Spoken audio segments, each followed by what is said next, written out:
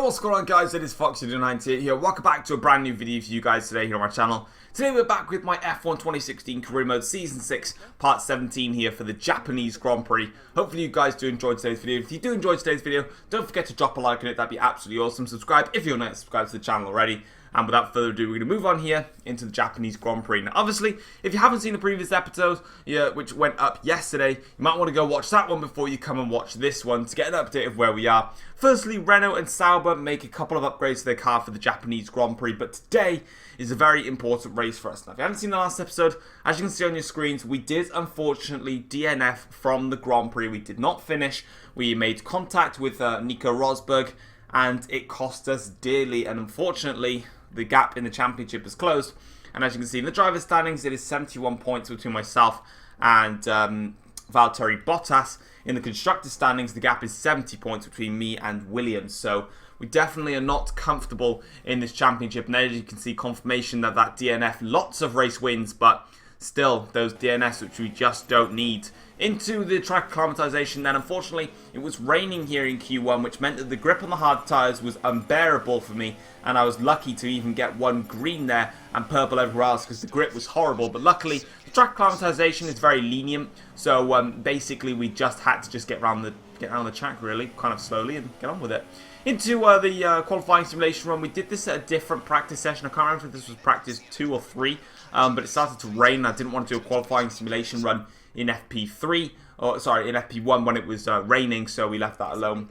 As you can see though, Emma is actually going to give us a brand new rival now. Unfortunately, we've lost to Valtteri Bottas about like 20 million times because of the damn fastest lap thing in the rivalry system, which is just pathetic and a waste of time.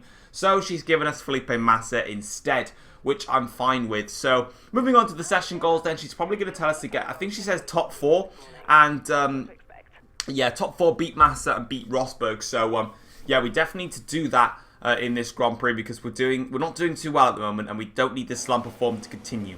Moving then into Q1, we qualify on the soft tyres, and it was a very bad run actually from myself. It was really poor. Unfortunately, we didn't even beat Kimi Raikkonen in this time. We actually went 4/10 slower than Kimi, somehow setting a purple final sector, but we only qualified P7, and me and 9/10 off the pace. And Massa, Rosberg and Bottas all qualified on mediums, so that's quite embarrassing for me, I'm not going to lie there. Yeah. Unfortunately though, that was the least of my problems. Into Q2 we go, and as you can see, the rain is falling hard. Now, I have gone out at the very start of this session, when it was when it was going to stay dry. It's raining, but the AI somehow have managed to set a proper quali lap in Q2 when it's pouring down with rain. They've managed to set a proper soft tyre lap.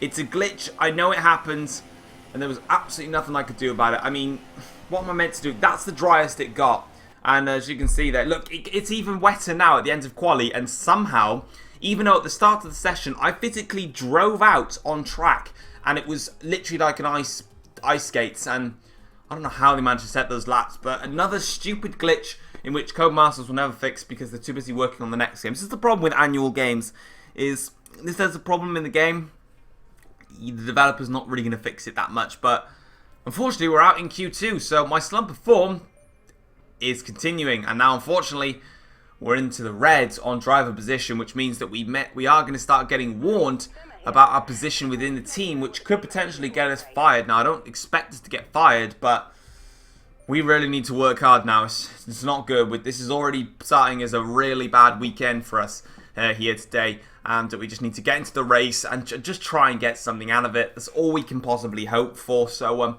let's get into this race. Let's see what we can do. And let's just hope for the best, I suppose. So as you can see now, we're going to get into the race here for this Japanese Grand Prix, in which I do believe it started as intermediate conditions. Could be wrong. Probably am wrong. Probably not wrong though, because I did the race and it did start on intermediate conditions, I remember now. So here it is, you can see intermediate conditions here for the Japanese Grand Prix, and this is going to be very fun for us. But let's have a look at the grid then. So we've got Rosberg starting on pole with Daniel Ricciardo alongside him, with Raikkonen and Verstappen next on the grid. So a very strange qualifying here with Vettel and then Valtteri Bottas very far down the order. So he obviously didn't do well in qualifying, so I'm not sure what happened to him. Felipe Massa qualified down in 12th, and then myself all the way down in 16th place. So overall, it was not a very good qualifying session for all of my rivals, apart from Rosberg, who got a great qualifying session. Bottas out of place in 6th, and then we've got Massa down in 12th, and then me down in 16th. So, very strange qualifying session from my rivals, from all of us really, here at Japan. All we can do now is hope for a good race. Looking at the race strategy, you can see that it is raining, but it is going to dry up. And I just want you to remember that session forecast right there for later on in the Grand Prix. So, yeah, moving things on with now, we're going to go into the formation lap. You can see very far down the order, and we're just going to skip past everyone, really, because I don't really want to be next to them. I want to be up here with my rivals. Hey, guys, how are you all doing? Can we race together, please? I don't like being down where I am. No? Okay, cool. That was useful. But anyway, onto the grid now here. We've got 5 red lights here, and it is lights out. Here we go here for the Japanese Grand Prix. A very slow and sluggish start from us here.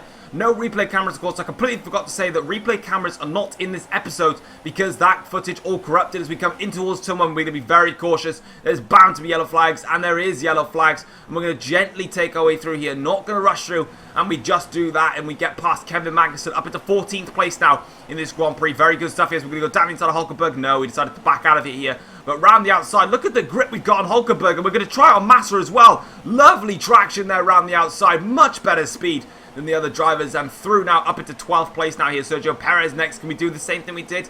Not quite. We have to step back behind him through the dump-up curve now. We go here, losing the back end ever so slightly, just trying to let it float across here onto the grass there as we lose the back end horribly now. Into Degner 1 here, nice entrance into that. Breaking nice and late into Degner 2. Had a look at Perez, but not really worth it now, but we're already up in front of Felipe Massa, which is crucial. So one of my title rivals is already been dispatched, and you can see Bottas in the distance as we go down the inside here is Sergio Perez in the Force India, and that is us comfortably up into 11th place now. Next up is Jolyon Palmer in a terrible Renault, and once we've got past him, we're up into the points, so very comfortable start here. And we're going to make the move down the inside of Spoon Corner. Going to be very brave on this one, very late on the brakes here. We run extremely wide there, but we do manage to stay in front of the Renault driver, and that is us up into the points positions at the moment. So a very good start. After being 16th on the grid, we are now back up into the points, but Nico Rosberg has already gone through 130R, and I can already see on the minimap as he goes into the chicane,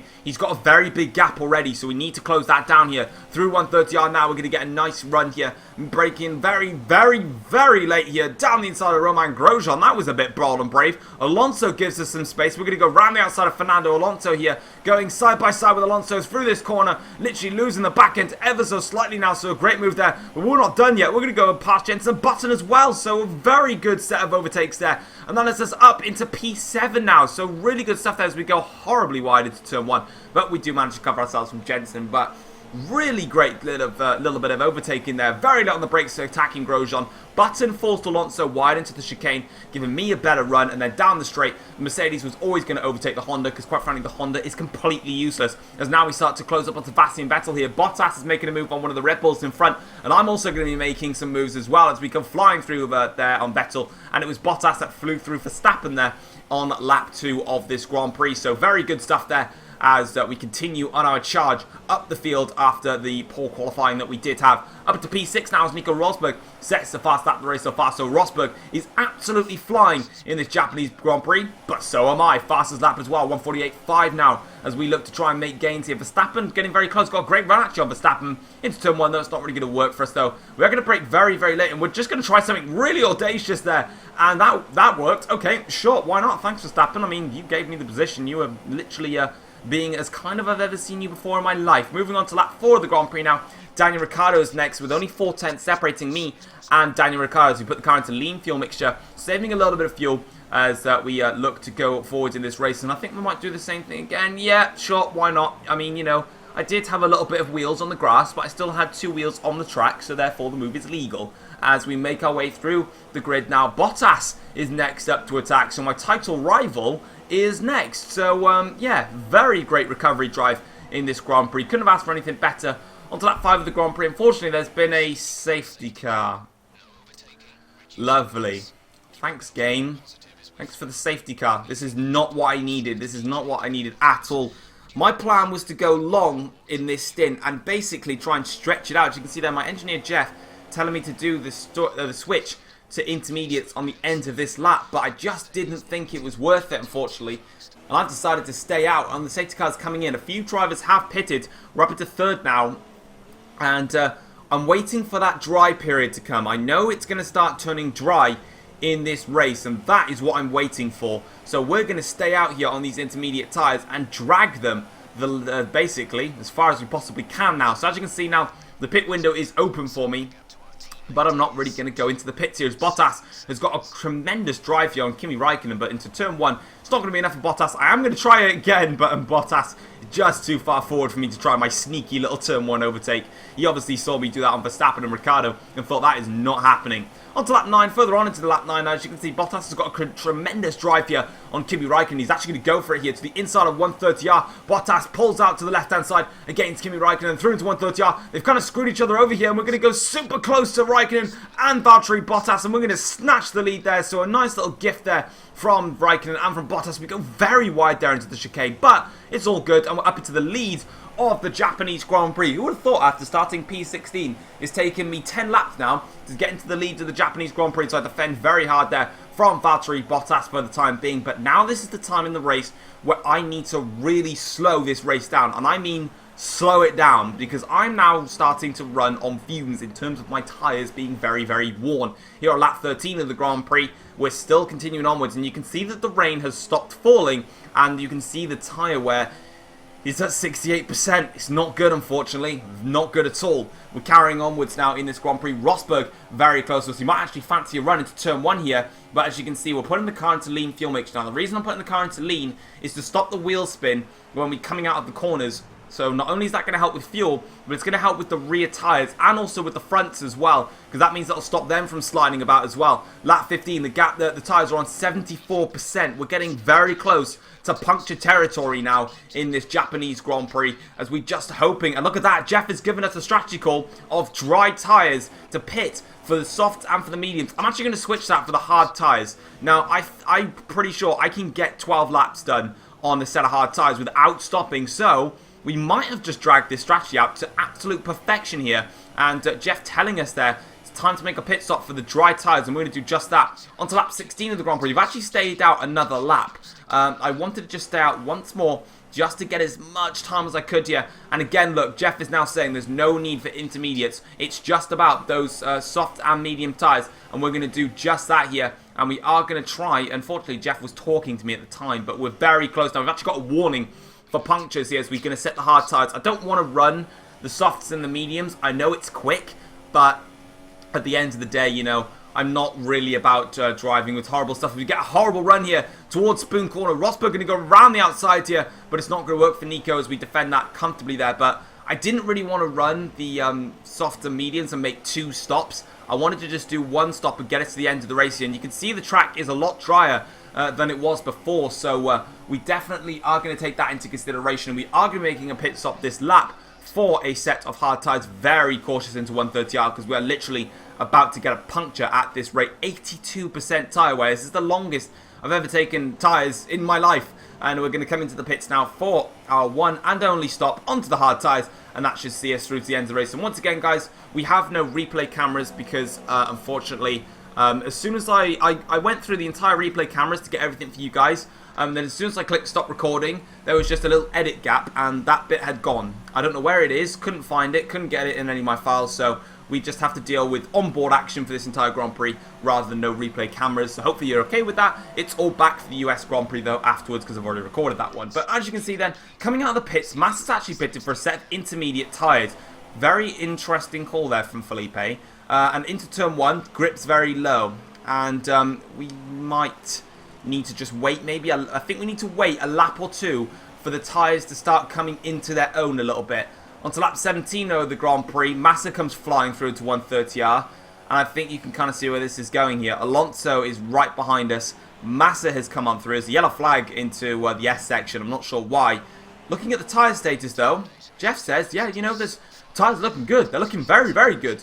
Then why the hell am I causing a yellow flag? Oh, that's why, because there's a massive crash behind. But this is the downfall of this Grand Prix, unfortunately, guys. Let's just put it this way.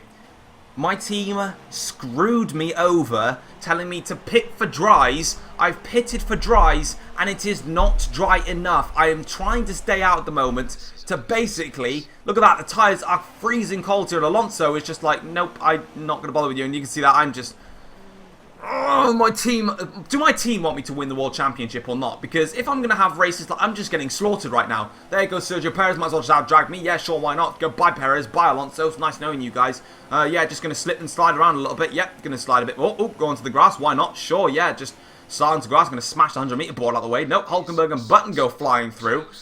And this is where I'm just sitting here to myself like, what the hell have my team done? Like, I said to them, I'm literally giving them every information I can. On to lap 19 of the Grand Prix now. It's going even worse. We're down in 9th place. Grosjean is right at my backside here. And I don't know where everyone else has gone. They've all shot off into the distance here. But I've decided, I've given up. I've just given up. I'm coming into the pits and I'm coming on for a set of intermediate tyres once again. But my team have just completely screwed me over. They told me to pit for a set of dry tyres. I changed my strategy for a set of dry tyres, and the rain hasn't cleared. So, I don't know why my team thought, oh, do you know what, let's just pit for a set of dry tyres. Why didn't you just say, pit for intermediate tyres? It said, new strategy call we've got for you, soft and mediums. I wanted to pit for hard tyres, so I was like, right, we'll do that stop, but I'll pit for that. And look at that. We've lost about, I don't even know anymore. This race has completely gone to trash. We made such a great recovery drive as well. There's nothing even more from this Grand Prix. We're cutting all these corners because I've never had so much grip in my life. Because, of course, I was on the hard tyres, which basically were being on ice skates there. So, on to that 27 of the Grand Prix. Valtteri Bottas has won the race. And look at that. The intermediate tyres were for the whole race. Remember when the strategy at the start, it said, you know, oh, look at that, here we go, catching Button, Vettel, Grosjean, and also Magnussen here as we come through. There's the points there right in front of us. Unfortunately, I didn't actually show it in the clips because I was just so mad editing this. There you go. I even said, shut up, Jeff, across the... You don't know how mad I was in this race. You do not know how angry I was. And I think Jeff was telling me about something, and I just literally just said, Jeff, just shut up. Like, just shut up. I was so angry in this Grand Prix. We made such a great... And the problem is as well, is Bottas has not only won the Grand Prix, but he's gained another 25 points on us in the championship. So in the last 2 races, my gap in the championship has come down by 35 points. But we made such a brilliant fight back. And when we were looking after our tyres for so long, if Jeff just said, we're going to have the rain stay with us, and we're going to have to stay on the inters, I would have literally just pitted for inters, and I would have just tried to make up as much time as I possibly could. But guess what? That wasn't the case, was it, Jeffrey? No, we had to stay out on the hard tyres, and unfortunately, it did not pay off at all. So thanks ever so much, Mercedes-Benz, for absolutely screwing me over and making me cost me very decent points and a very good comeback in this Grand Prix. Bottas wins from Felipe Massa and Nico Rosberg there. So Williams 1-2 for you guys there, and as you can see, there it is. So we actually made gains in the race despite us starting all the way down. 3-second time penalty as well didn't help my cause. But guys, that is it for the Japanese Grand Prix. Unfortunately, we've had, for probably, I think the first time ever in my career mode, we've had 2 back-to-back DNF or non-point scoring finishes and 2 horror shows of Grand Prix. So now we've got to really step it up. In the driver's standings, the gap has come down to 46 points. So the title race is back on between me and Bottas. And in the constructor standings, that constructor standings has also come flying down, in which I'm a very big bully and didn't even show. But yeah, I said in Singapore, Malaysia and Japan are bogey tracks. I absolutely hated that. I hate those 2 tracks. And I said, I've just got to try and get as many points as I can out of them. What do I go and do? Get none. No points whatsoever. And we're now deep in the red, and this is the problem. And there's a phone call, and they're telling me I need to step up my game. But guys, that is it for the Japanese Grand Prix. Hope you guys did enjoy it. Drop a like, subscribe if you're new around here as well. Next up is the US Grand Prix, which is one of my favourite tracks on the calendar, which is where I seriously need to fight back. So I'll see you guys then, and let's see if I can fight back in this championship. Take care all. Peace.